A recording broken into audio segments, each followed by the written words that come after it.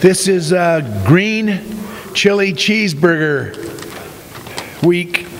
Forget about that. Sonic burger.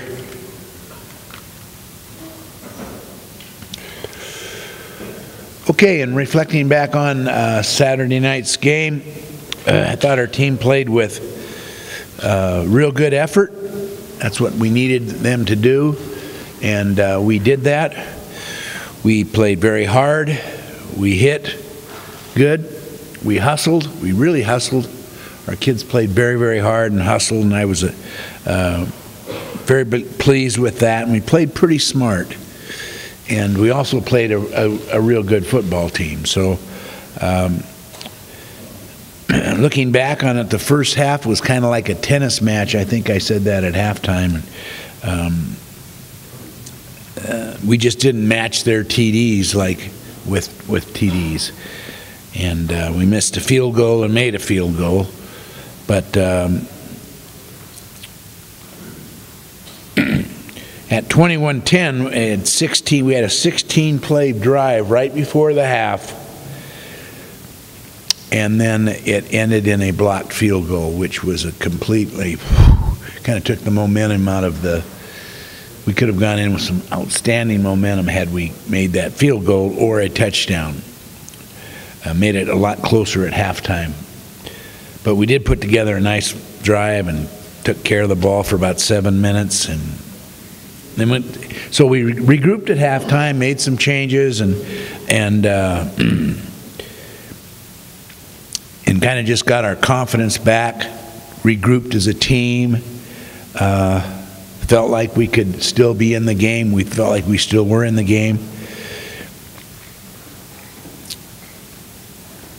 And then our second, in the second half, we got a nice 8-play drive going, and then Nick got hurt. It was kind of like a ping pong game in the second half rather than tennis. It was kind of short drives, not long drives, or it seemed like it was played on a smaller field or whatever.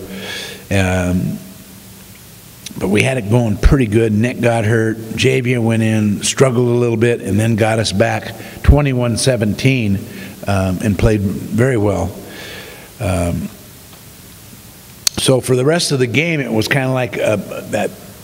After that drive where we scored, made it 21-17. That's when we kind of played ping pong. 3 downs and punt, 3 downs, 5 downs and punt, or whatever. Both teams kind of just struggled back and forth there, and we had one. However, we did have one good drive. Javier got us on another drive that ended up on their 20-yard line with a tipped ball for an interception, and we had a guy open in the flat there, and they just made a real good play and got one hand up and tipped the ball and tipped it up, and then they got the interception. So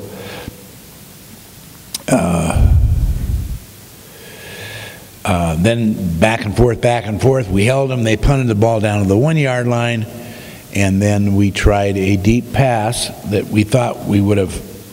We were just kind of waiting to do that because they were kind of biting on our short stuff, and their corners were. And sure enough, they bit on Donovan Kemp, and he was wide open, and Javier started to throw the ball, and we had a maximum protection, 7-man protection, and it could have been a 99-yard touchdown pass. Instead, it was a touchdown for the other team as they hit him just as he was throwing, and the guy made a great play, and so the fumble and touchdown and lose the game. 1 out of 3 field goals. One of those would have helped us get a little bit closer, and obviously if you don't fumble in the end zone again for the second week in a row for a touchdown, then it's made it kind of like a done deal when that happened. We lost 2 of our best players in the game for a while, Jamard Reed and Nick Lamison, and we still had a chance to win, and we just didn't get it done. And again, I would remain remiss if I didn't say that was a pretty good team too that we played. both offensively and defensively. Any questions about SMU? Jermard Reed is neurologically fine, didn't chip any bone, it was all precautionary, had an MRI last night. He stayed down there a day, has all the feeling back, he feels fine, his neck is sore, and he had probably as much of a concussion as anything, so it may be the concussion that will take him a while, but he might be out for a couple of weeks. But we're sure happy that nothing serious happened. He's just fine. He was up here yesterday afternoon, and he had a neck brace on, but he'll probably take that off today because his neck's okay. So he's been fully checked out by numerous physicians. We had a spinal expert right there on the field, and so he was in good shape from the very beginning. Well, I think we'll pretty much do it like we did in the game. I was very, very pleased with the performance of our backups. Matt Camille will be out for long. His separation is more severe than Nick's, but he'll probably be out for 6 weeks. I would say Matt will. And Anthony Puente came in and snapped for punts, and Adam Ayala snapped for PAT field goals. Did a really good job in a pressurized, tough situation, so I was glad to see them. We've been working on it for weeks, actually just kind of looking to find a backup snapper, so those two kids did a great job for us. How did you call the game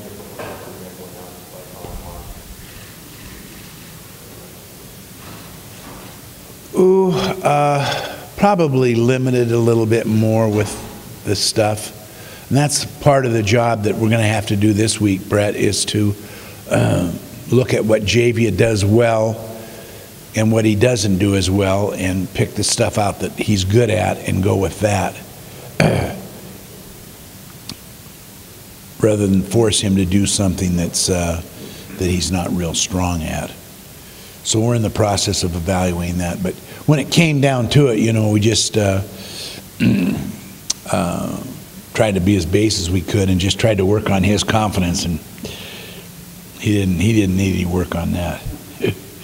He said, hey, this is fun, it's a game, that's what I came here for. Dallas, man, that's great, I played here before. He was really good on the sideline. The kids were great on the sidelines, encouraging him. Our whole team stood together again, a second week in a row through adversity, stood together really great, really good character on this team, really quality people, and showed it Saturday night by competing very, very, very well against a real good opponent. You maybe look at running the ball a little more? Well, I think it's something we really got to look at, whether we should run the ball more in our rushing game, because it's pitiful right now, and we only, we didn't run very much. We should have ran the ball more. But it's awfully difficult to run the ball when everyone's stacked inside and they're blitzing every single down. I think Tommy Mason ran every blitz. Their defensive coordinator, he used to work for Pokey Allen. He ran every one of Pokey Allen's blitzes since 1985, I think, against us. So they came with the kitchen sink. And therefore the runs are very difficult, and you normally check out of runs, at least outside runs, when they have blitzes up there in your face, and we did that. And but they were very effective with their blitzes, and once someone blitzes and it works, then look out, here we come. They're not going to stop till you break a big play on it.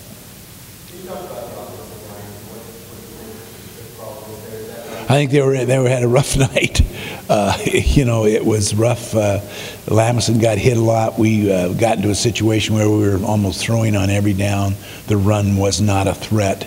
That's why we need to have the run, not just to be able to run the ball, but so they cannot just line up in a racing stance and know that the quarterback's going to be back there. So we kind of put that on the offensive line, and that makes it difficult. And that defensive line of theirs is excellent. Well, yeah, I don't think, yeah, it's an experience factor, a strength factor, and they were real good at that. If you would have walked around the field and looked at their players, you'd have said, oh, you know, that number 8's a good-looking kid, wasn't he? Thompson, yeah. Was there areas of improvement that you saw from Yeah, I think so. I think they were better than Stony Brook, and I think our defense played again pretty well. Our receivers, other than a couple of guys, caught the ball. We made some good catches. We had a couple drops by one player, but we're getting the ball in there. But Nick was getting hit more than we'd like him to. So we've got to be able to screen and draw and do some things to take off from the rush, because a year ago, New Mexico State last year blitzed us twice. But the year before that, Wayne's first year, he blitzed us 30 times. So he's got the same playbook that Tommy Mason probably has, or that June Jones has. So dial up a blitz, you know. So I would think that they will be emphasizing that when we play them. So it's just something we got to work on. I think James Robinson will be back helping us out on the offensive line. It's still going to be a while before Nelson, our tackle, gets back. And so the tackles were in, the whole offensive line was in for a real battle. And at times they stood up and played hard for it. Your defense is so much better in the second half than the first half, 2 weeks in a row. Yeah, I don't know why that is. We just get the tempo of the game or something, or Andre just gets into a flow. But that's interesting how that happened. Both weeks, you know, we didn't play very good in the first half, and then the second half. Gee, the first play of the game, you know, Valdez kicked the ball out of bounds, which was unusual for Valdez. I think he's going to be really a good kickoff guy for us. But the ball was on the 40, and then line popped that first run where we missed too many tackles on that for about another 30 or 40, and then it's really a short field. Can you talk about the two quarterbacks and the difference between them and how they performed so far this year? Between Javia and Nick?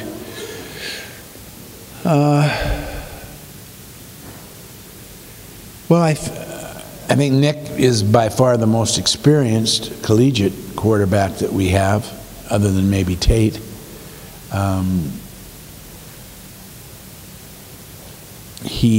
They're both similar. He has a quicker release. Javia has better anticipation. Javia has better touch. They're both really football players. You know, they love the game. Nick is a winner, and I think Javia is too. Every one of our quarterbacks is a winner. When you look at what they were before they got here, they all won wherever they were at. Yeah, I was pleased with Javia. I know I didn't do everything perfect, but got a tip ball, but he stood in there, and it wasn't easy, and he got rushed. But they're both fluid enough to move away from the trouble, and Carson Meager will be able to step in there and help him out anytime he's asked. Coach, did you give any thought to reviewing the fumble, see if his arm was going forward? Well, no. You know, the ball was hit backwards and went backwards, so it's a backwards lateral or whatever. So it was. I think they had TVs in the press box. So for some reason, our first game of TVs in our press box didn't work. But now you have TVs, so the coaches can both sides, opponent, away and home, and so it was a dead deal. And plus, they reviewed it, and I sat there and talked to the officials about it. Yes, and so he said, you can go ahead and review it if you want to, but so everyone was saying, no, it was a good call. Again, we didn't get penalized very much. We had no offsides on offense, no illegal motion, no delays of game, no too many people in the huddle. So we're playing pretty smart, pretty disciplined right now. And we're a pretty good team. So, and I told them, you know, we're pretty good. We need to improve, and we need to get better, and we need to stick together, and we will.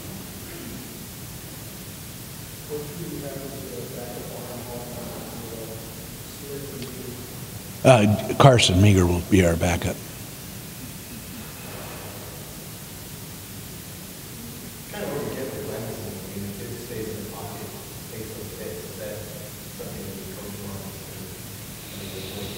on? Well, he ran a little bit out of the pocket sometimes when he didn't really have to. So when they're coming like they're coming, it's easy to say stay in there, throw the ball and take a hit. But he'd run out a little bit and got hit sometimes. So he got hit way too many times. We can't allow that from our quarterback. That's too much.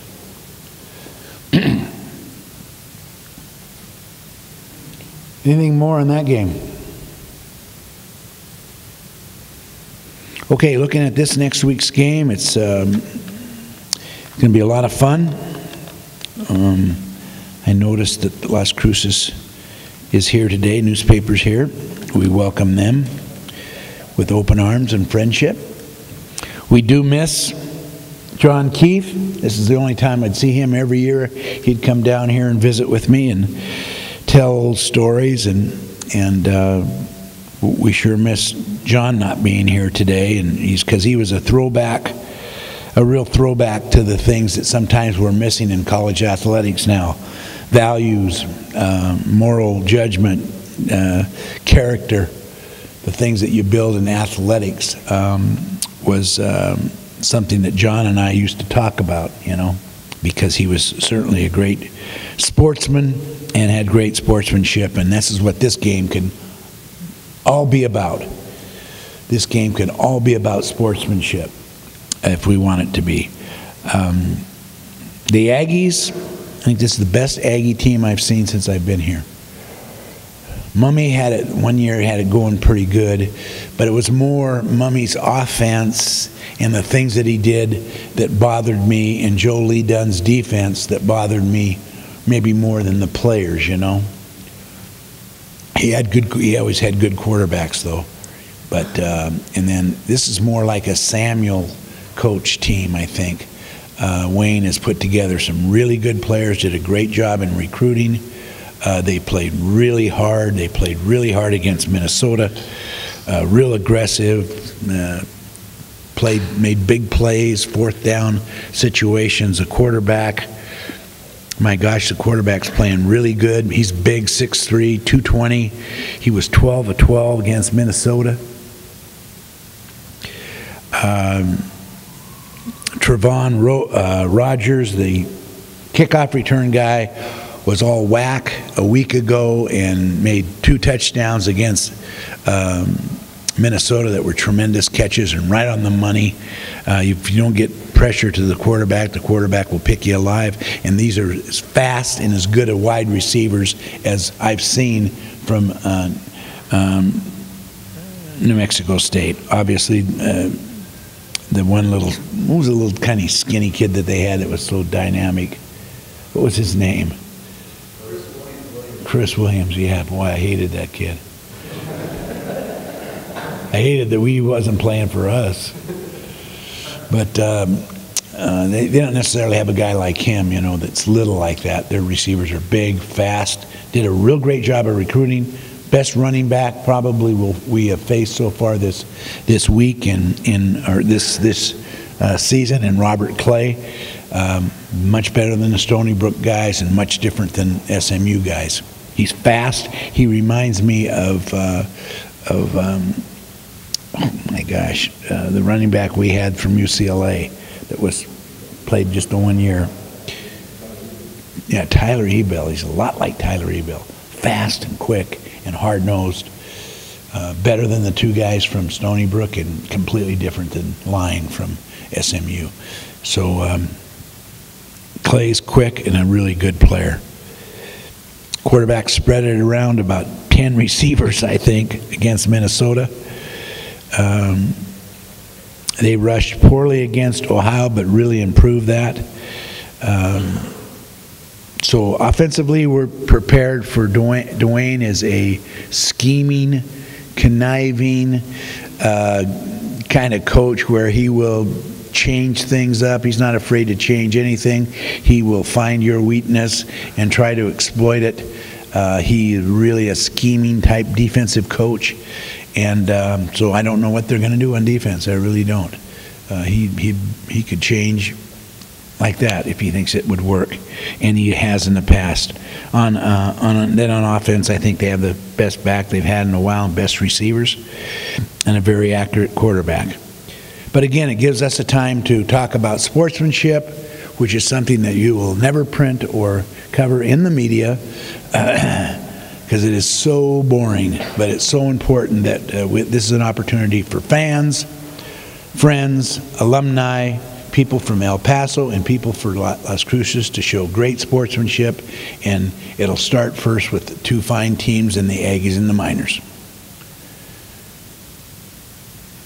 Is the matchup work a little better for you in terms of your offensive line and defensive line? Well, the defensive line we played last week's pretty darn good and a lot different. But then again, like I said with with Wayne, there's nothing he hasn't seen, and he could adopt any of those blitzes that worked against us from SMU with his unit. Even though he's a four-man front guy, they do run a three-man front.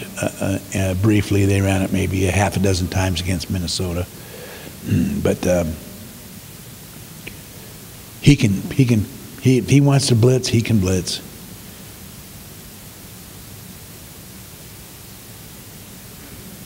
Have you watched the Minnesota game? Yeah. I thought they played really aggressive. They played really feisty. The quarterback was red hot at the beginning of the game. They didn't put any pressure on him.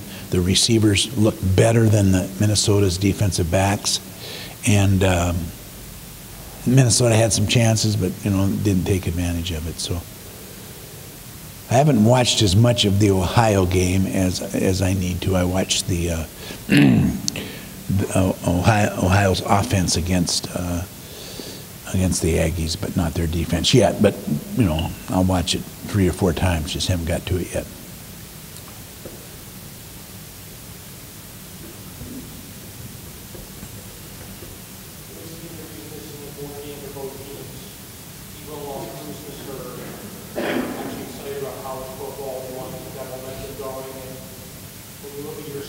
I'm happy for the Aggies. That was a great win. I mean, Dwayne played there. Boston McKinley was the athletic director there. That meant a lot to those guys, even though he won't say it. But it meant a lot to him.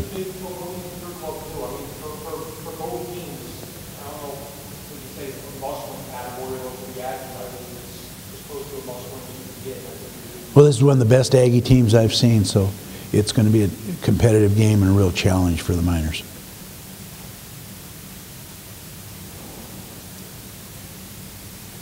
Okay, remember, green chili cheeseburgers at Sonic's.